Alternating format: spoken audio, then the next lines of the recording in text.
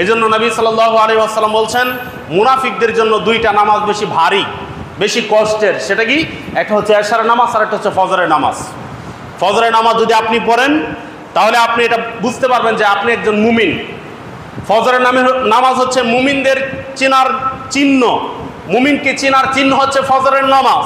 যে ব্যক্তি ফজরের নামাজ জামাতের সাথে পড়ে ওই ব্যক্তি ঈমানদার, ওই ব্যক্তি মুমিন হিসাবে তাকে বোঝা যায় যে ওই ব্যক্তি ঈমানদার। আর যে ব্যক্তি ফজরের নামাজ না পড়ে তাকে বোঝা যায় না। সম্মানিত হাজিরিন, এই জন্য বলছিলাম নামাজ বাদ দেওয়া যাবে না। রাসূলুল্লাহ সাল্লাল্লাহু আলাইহি ওয়াসাল্লাম বলছেন, সিলসিলা সহিহার 2728 নম্বর হাদিস, 2728 নম্বর হাদিস, রাসূল সাল্লাল্লাহু আলাইহি ওয়াসাল্লাম বলছেন, ইন্নাল্লাহা লা ইউনাদি ইয়াউমাল কিয়ামা আইনা জিরানি আইনা জিরানি। কিয়ামতের দিন আল্লাহ রাব্বুল আলামিন মানুষদেরকে লক্ষ্য করে ডাক দিয়ে বলবেন, আইনা জিরানি, আমার প্রতিবেশীরা কোথায়, আমার প্রতিবেশীরা কোথায়। আল্লাহ রাব্বুল আলামিন কিয়ামতের দিন হাসরের ময়দানে ডাক দিয়ে বলবেন, আইনা জিরানি, আমার প্রতিবেশীরা কোথায়, আইনা জিরানি, আমার প্রতিবেশীরা কোথায়। ক্বালা ফাতাকুলুল মালায়েকাতু রব্বানা ওয়া মা ইয়ামবাগি আইয়ুজাবিরাকা। ফেরেশতারা এই ডাক শুনে বলবে, হে আল্লাহ, আপনার প্রতিবেশী হবে এমন সাধ্য কার আছে, আপনার প্রতিবেশী হবে এমন সাধ্য কার আছে। তখন আল্লাহ রাব্বুল আলামিন বলবেন, ফায়াকুলু আইনা উম্মারুল মাসাজিদ আইনা উম্মারুল মাসাজিদ। দুনিয়াতে যারা মসজিদ আবাদ করেছে, মসজিদ আবাদ করা অর্থ হচ্ছে যারা দুনিয়াতে মসজিদে নামাজ পড়েছে ওরাই হচ্ছে আমার প্রতিবেশী। সকলে বলে আলহামদুলিল্লাহ। আমরা যারা নামাজ পড়ি, আমরা দুনিয়াতে যারা নামাজ পড়ি, আমরা কিয়ামতের দিন আল্লাহর প্রতিবেশী হয়ে যাব। আমাদের কোনো চিন্তা আছে?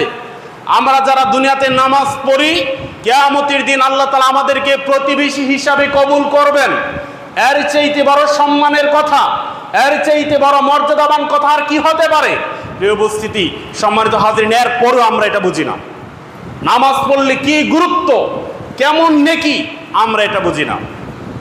নবী সাল্লাল্লাহু আলাইহি ওয়াসাল্লাম বলছেন, যে ব্যক্তি নামাজ পড়বে, দুনিয়াতে নামাজ পড়বে, ওই ব্যক্তিকে আল্লাহ রাব্বুল আলামিন কিয়ামতের দিন প্রতিবেশী হিসাবে কবুল করে নেবেন, মঞ্জুর করে নেবেন। এরপরে আমরা নামাজ আদায় করি না। সম্মানিত হাজিরিন, রাসূল সাল্লাল্লাহু আলাইহি ওয়াসাল্লাম বলছেন,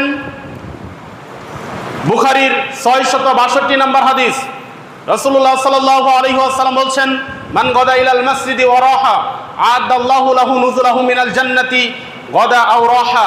দুনিয়াতে যারা দিনে রাতে 5 বার মসজিদে এসে সালাত আদায় করবে, দুনিয়াতে যারা দিনে রাতে 5 বার মসজিদে এসে সালাত আদায় করবে, আল্লাহ নবী সাল্লাল্লাহু আলাইহি ওয়াসাল্লাম তাদের ব্যাপারে বলছেন, আল্লাহ রাব্বুল আলামিন জান্নাতে তাদের জন্য 5 বার মেহমানদারির আয়োজন করবেন, অর্থাৎ জান্নাতে 5 বার খাবার রেডি করে রাখবেন। সকলে বলে আলহামদুলিল্লাহ।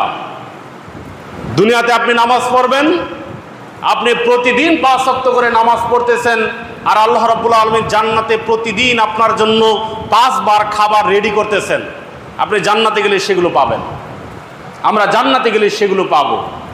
এজন্য এই সুযোগ হাতছাড়া করা যাবে না।